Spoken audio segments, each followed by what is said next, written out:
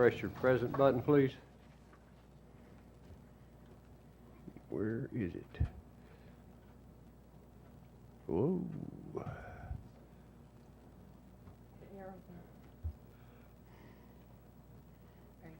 All right.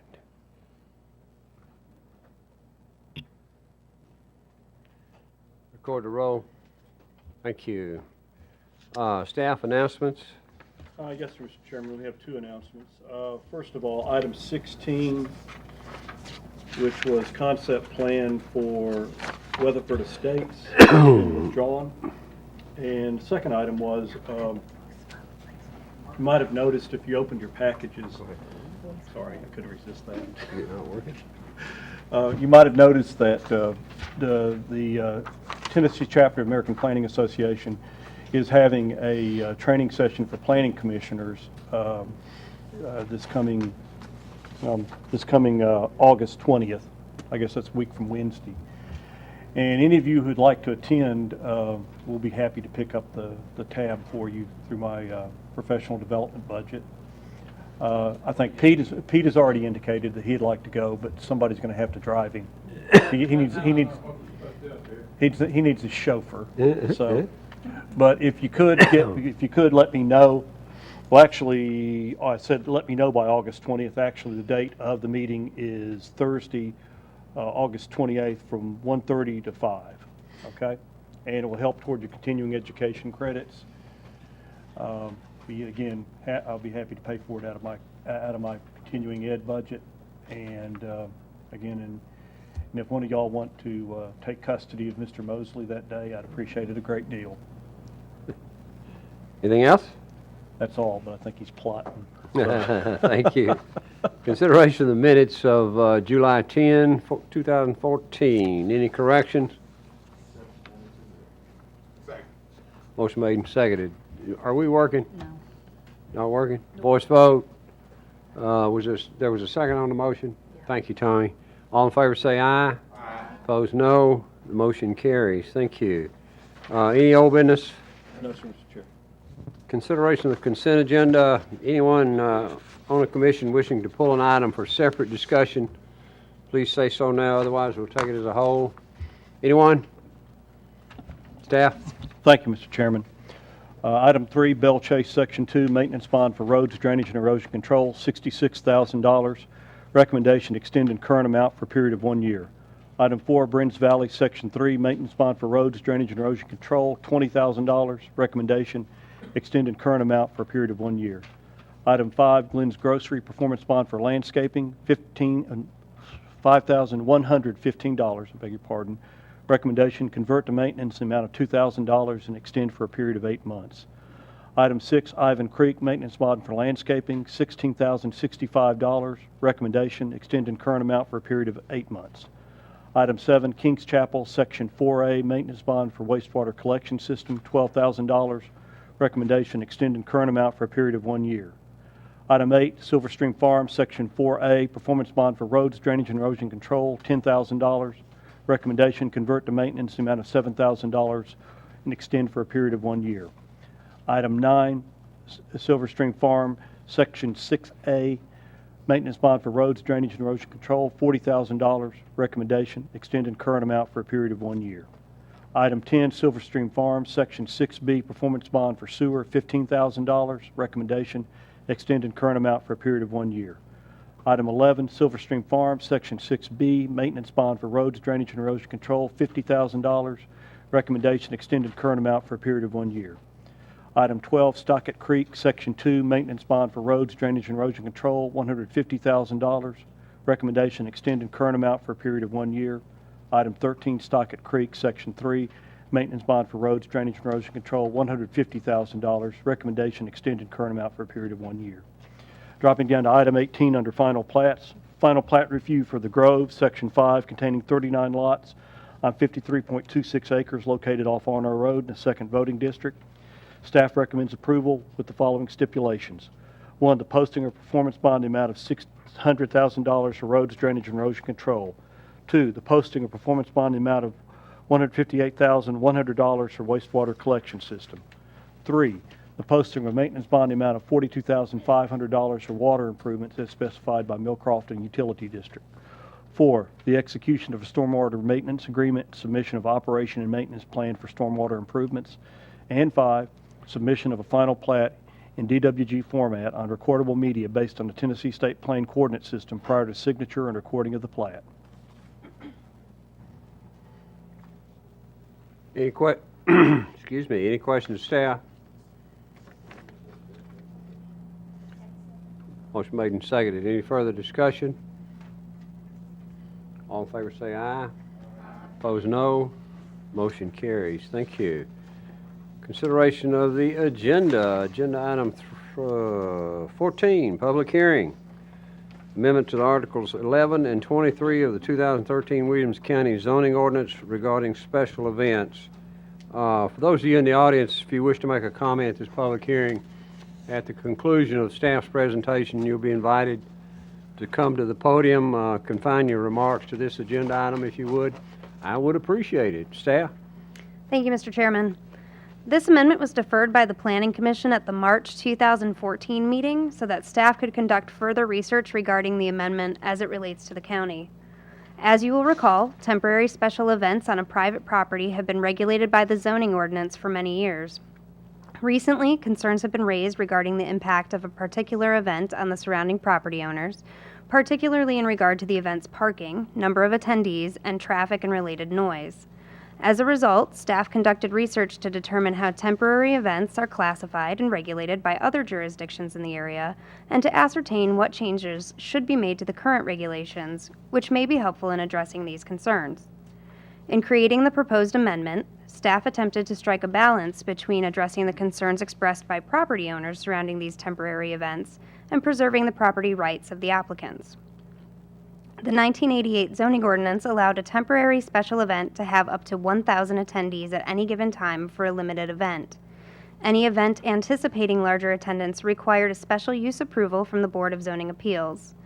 The 2013 zoning ordinance reduced that number to 750 at any given time before BZA approval was required. The attached amendment maintains the number of attendees for a limited event at 750 at any given time and adds a stipulation allowing no more than 1,000 attendees to be present over the course of the entire event. The amendment proposes that extensive events be limited to a total of 15 cumulative days per calendar year on a single parcel or site, as opposed to the current regulations, which note no such cap. Events in which multiple retailers gather on a site will always be classified, as a special event extensive impact, thus requiring a special use approval from the Board of Zoning Appeals regardless of the number of attendees. Staff sought to avoid creating a scenario in which personal yard sales are regulated by the county. Therefore, a yard sale definition was created in order to distinguish between a personal yard sale and an artisan sales special event. The amendment also clarifies the type of events that are exempt from the special event requirements, such as private parties and activities at facilities typically intended for such activities. For example, a baseball tournament on a sports field and church events on church grounds. Finally, special events, both limited and extensive, will be considered permitted uses in the Leapers Fork Village zoning district, in keeping with the policies of the Leapers Fork Village Special Area Plan, which recommends that the county's development standards encourage community events, which have historically taken place in the village. Additionally, extensive events in Leapers Fork Village District shall be limited to 30 cumulative days per calendar year on a single parcel or site. The amendment is attached hereto in Attachment 14-1. Staff recommends approval of the amendment and that the attached resolution be forwarded to the County Board of Commissioners with a recommendation for its adoption. Thank you, ma'am. We'll open the public hearing at this time. Anyone wishing to make a comment, you're invited to do so now. Anyone? I'm about to close the public hearing, folks. Last call. Public hearing's closed. Thank you. Questions of staff? Comments? Chairman, I have one. Okay. And just, I'll ask for clarification, and it's concerning the stipulation allowing no more than 1,000 attendees over the entire period of the event. I guess my question is, and this is just for me to understand, that you can have 750 people at one time, max, right? Correct. But if this was a 3-day event, that they could have no more than 1,000 people attend over the course of those 3 days. That is also correct. That's a fair statement. Okay. I've got a silly question. Who's doing the counting? I didn't hear all of it. Who's doing the counting of attendees? Enforcement is codes compliance. Last year, as it turned out, the one event that we had some issues with was actually it was a tag team event starring me and Codes Compliance Director, Mr. Sanders. So, do they sell tickets to these and you count the tickets? I mean, No, literally, are we adopting an ordinance we can't possibly enforce? No, actually, last year's event, what we did was we counted the number of cars that were parked, and then we counted, then we watched how many people were in the cars as they came and went. Came up with the number that way. We knew how many cars were on site, and we developed an average number of people in the car, and so we had a pretty good handle on that. Okay. So it was just a methodology. It's sort of difficult to, it's sort of difficult to keep these events in the sense that they get over a certain number, they're extensive, and that opens up a whole new avenue that this body won't see. It'll be something that the Board of Zoning Appeals will consider. Mr. Chairman, just one additional comment. Tommy, for clarification, if it's 3 days, it's actually an extensive event at that point. They're limited to 2 days total. Okay. But the same concept applies. Okay. And that gets into extensive events get to, there's community notice, there's public hearing signs and everything else, but again, that's a function of the Board of Zoning Appeals and not this body as far as to hold the public hearing. One follow-up question. 2-day event, you have 600 people there. They buy 2-day pass to this event. So are you saying like for a ticketed event? If it was something where they sold tickets? Yeah, if something like sold tickets, yeah. That would then exceed the 1,000 total Right. attendance, and we would take it to the Board of Zoning Appeals as an extensive event. Okay. Would it make any sense to have any self-reporting in the ordinance of attendance? Well, Have them, after the event, describe No, the every attendance? day they give us a count. What generally happens is these events occur on the weekends. And so we wouldn't get them until the weekend is over. You're not gonna be out there counting on the weekend either. Not generally, but there have been occasions where that has happened. I understand. And most of the ones that go to the Board of Zoning Appeals, the extensive ones, a lot of times they are ticketed or they have some sort of gate control. And that's something that the Board of Zoning Appeals asks and is very specific about finding out, how do you know how many people are coming? Because on the extensive events, they have to provide the security and the trash and the water and the porta-johns and all that based on the number of people. So if it even looks like it's going to kick over into the extensive, the staff would likely probably lean more toward the cautious and send it there than keep it in the limited. But it was something that the Codes Compliance was very concerned that if we just had a cap without having it at any given time amount, it would be difficult, if not impossible, for them to be able to go out there and tell at any given time whether they're meeting the standard. So that's one of the reasons why that provision was left in there. But there had to be some sort of cap to know when it kicks it over into the extensive. and I would add too, the events that we have had, we went back and did some math, such as it is. The events that we have had, we've had something like a little over 100 events since 2008. And we've had 2 that have generated some degree of controversy with the neighbors where we received more than enough phone calls where it was noteworthy. And both of them were a variation of an artisan sale.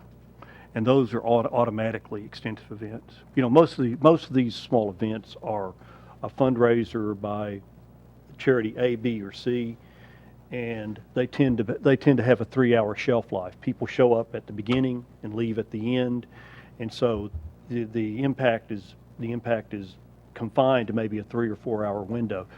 These artisan sales, though, can begin early in the day and they last all day and they start over again. And that's one reason why we just said we're going to put that category over here and take it to Board of Zoning Appeals and sort out what conditions would be appropriate at that time. So that's kind of that was kind of the rationale that we were working through.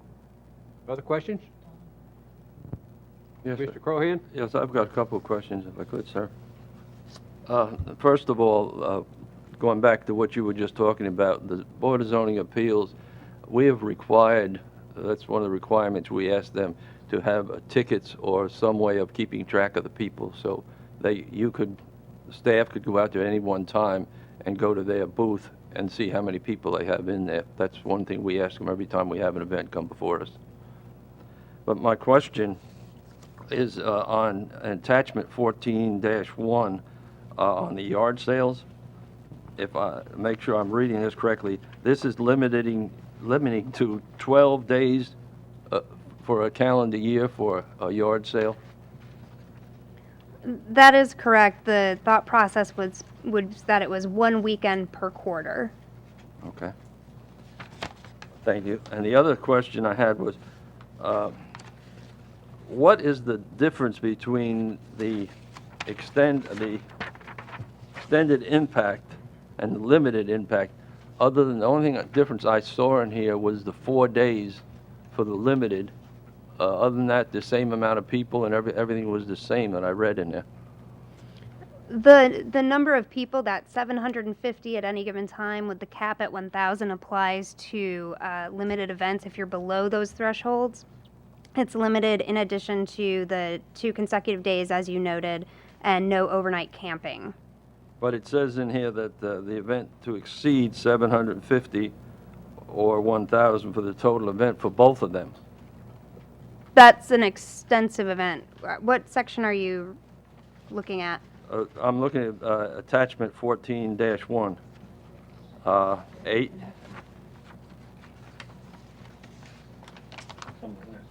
Are you referring to the definition of special events? Limited impact? Yes. Okay. So here it's basically stating that any of the events that exceed these 3 bullet points are considered extensive. Any event that does not exceed these are considered limited. But you've got A, B, I'm sorry, I don't mean to be thick on this, but you've got A, B, and C under special limited. I'm looking at section 11.15, 8, D8.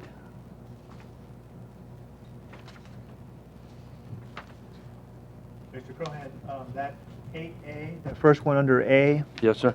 that one defines what is not limited. So it says anything that meets one of those criteria, either more than 750 people at any given time or more than 1,000 people during the course of the event, or if there is overnight camping, or if the event exceeds 2 consecutive days, then that becomes an extensive event. Otherwise, it's a limited event. So those are the thresholds where an event would cross over from being a limited event to an extensive event. Okay, it's just a little confusing Yeah. the way it's written up here. Thank you.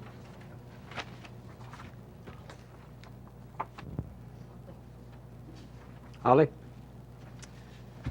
When this came up back in March, I guess it kind of gave an opportunity, for like the Leapers Fork District to kind of come into compliance and to kind of, I guess, encourage what we're having, to do out there. I, would recommend, I worked with staff on this, and I think we've come up with a good plan looking across the county and not allowing a hand group of people that were, kind of up in arms against an event that happened, out at Del Rio. I think it kind of blends both of those as far as, addressing their concerns, but yet, giving us a little bit more flexibility out on Leapers Fork as far as what we're trying to do out there and be within the county regulations. So I just want to encourage everybody to really, consider it, consider approval, because I know staff's worked real hard on it, and we've tried to, come to a happy medium on, what would be best for the county. Any other comments? Pete? Will this have any effect on a lot of the charity events like the horse shows held around out in the county or the Harpeth River Association? I got a thing in the mail this week about a Harpeth River Association to have some sort of music bash and stuff of this nature. Will this restrict events like that? And the other thing is, if it goes, do y'all have the authority to shut the door on an event or just give them a warning? I can answer the first part of that question first. As far as events like the Harpeth River Watershed Association or other such events, I don't see this limiting those in any way. I think for those events it would be very much, and Christy, correct me if I'm wrong, but very much the same application procedure and ultimate approval process. If they exceeded the thresholds, of course, we would then take them through the BZA application process. But I don't think that that would be terribly more extensive than what we're envisioning for today. Regarding your second part of your question, can you repeat that just to make sure that I got it? Can you repeat the second part of your question? The Oh, second the part is, enforcement. if event has, you go out there and count your cards or count heads and there's 800 people there, can you shut the door? Do you give them a warning, or how do y'all police this, or what do you do? If we see an overt violation, obviously, we would cite them. Now, I'm not sure if I'm ready to precipitate a riot out there. Well, But we would cite them. Okay. And that was, the other thing you mentioned too about horse shows and things like that, remember, it's like, I guess the best analogy is what like Katie said about, if having a baseball tournament at a baseball complex is, expected. A horse show is kind of the I same just wanna thing. make Those event centers were built for. It's when you got, what troubles us at times is when you have somebody's, property, they want to throw some kind of party, be it, at that point. That's not a traditional use for that property. And that's usually kind of a good a dividing line as any, I'd guess. Other thoughts? Chair, move for approval. Recommendations, staff. Motion made and seconded. Any further discussion? Don? No, I'm fine, thanks. Anyone? Ready to vote? All in favor say aye. Aye. Opposed, no. Motion carries. Thank you. Agenda item 15, non-residential site plan for Falls Grove Amenity Center located off of U Daly Covington Road in the 5th voting district. Thank you, Mr. Chairman. The applicant is requesting site plan approval for the Falls Grove Subdivision Amenity Center. Pursuant to Section 1103D8 of the 2013 Williamson County Zoning Ordinance, this site plan must be reviewed by the Planning Commission at a public meeting as a major site plan. The amenity center, which is located in open space, will consist of a 5,200 square foot pool house, putting green, tennis courts, playground, and swimming pool for the exclusive use of the residents of the development. Ordinance standards have been met, including the requirements of Section 1103D8, which are specific to this use. A landscaping plan has been submitted and approved by staff. The site plan is in order, and staff recommends approval subject to the following. 1. The posting of a performance bond for landscaping improvements in the amount of $72,700. And 2. The posting of a collection bond for wastewater in the amount of $27,200. Thank you, ma'am. Questions of staff? Chair, move for approval. Recommendations, staff. Motion made and seconded. Any further discussion? All in favor say aye. Opposed, no. Motion carries. Thank you. Agenda item 16 is withdrawn. Agenda item 17, preliminary plat. This is preliminary plat review for Falls Grove Phase 2, a.k.a. Guffey Farms, containing 85 lots on 67.93 acres located off of U Daly Covington Road in the 5th voting district. Staff? Thank you again, Mr. Chairman. The site plan governing this development was approved at the September 2005 meeting under the name Guffey Farms, following a public hearing held in August of that year. The applicant is now requesting preliminary plat approval for the second phase of this development, containing 85 lots and approximately 33 acres of open space. The preliminary plat is consistent in layout with the depicted on the site plan, with the exception of the removal of 2 lots located on the eastern side of Johnny Street that are now depicted as additional open space. The applicant has expressed the intention of recouping these lots in future phases.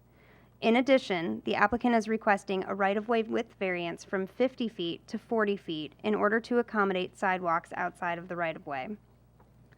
Additionally, the applicant is requesting a design speed variance from 30 miles per hour to 25 miles per hour along the vertical curve located on Edgemore Drive. Staff recommends approval of this preliminary plat as well as the requested variances.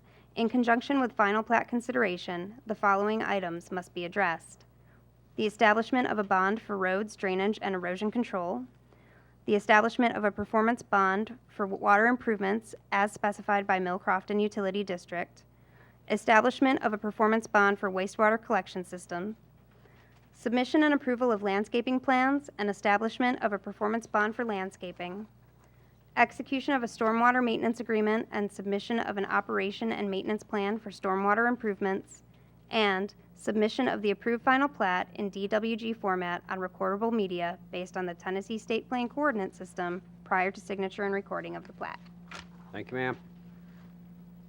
Questions, staff?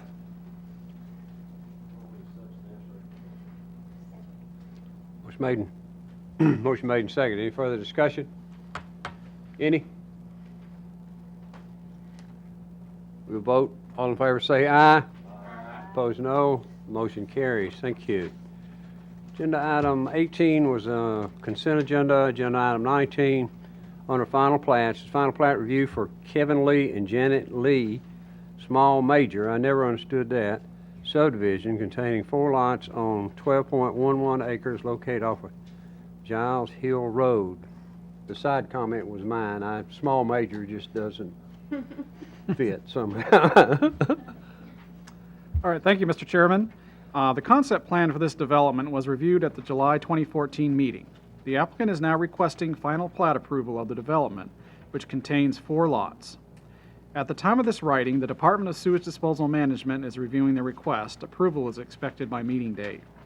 The final plat is consistent in layout with the previously reviewed concept plan. The plat is in order and pending approval by the Department of Sewage Disposal Management. Staff recommends approval of this request with the following stipulations.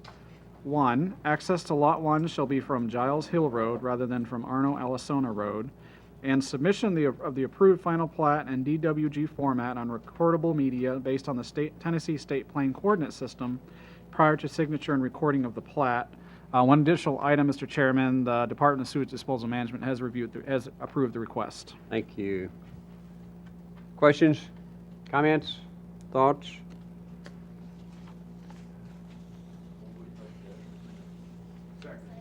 Motion made and seconded. Any further discussion? All in favor say aye. Aye. Opposed, no. Motion carries. Thank you. I didn't see any election signs out for you people running for office here. Did y'all forget? We're back up for election of officers. I'm not going to give you my usual sermon. We'll open the floor for nominations for the chair.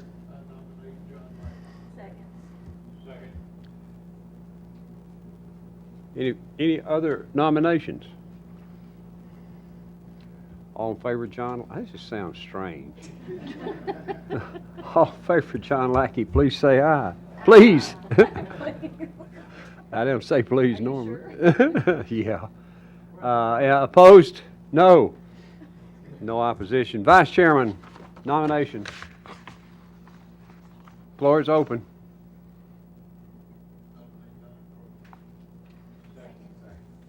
Motion is second. Any other nominations? All in favor, Mr. Crohan, for Vice Chairman, please say aye. Aye. Opposed, no. Motion carries. Mr. Crohan is Vice Chairman. Secretary, Treasurer, is that what do we call it? Secretary? Nominations for Secretary. The floor is now open for nominations. Mike.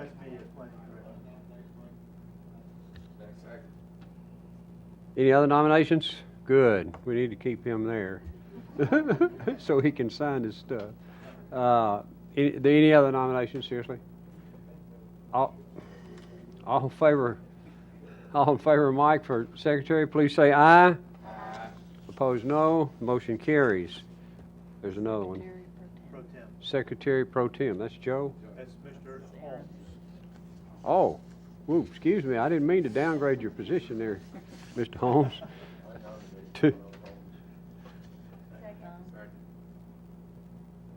Motion made and seconded. Any other nominations? Aaron Holmes for Secretary Pro Tem. All in favor say aye. Aye. Opposed, no. That concludes the election.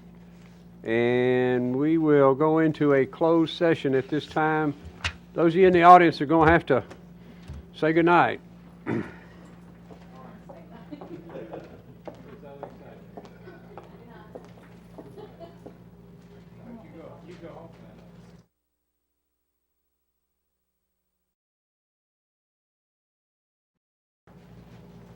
Let me go through the guys.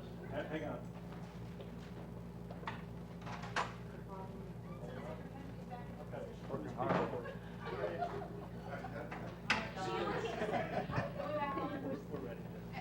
Just that?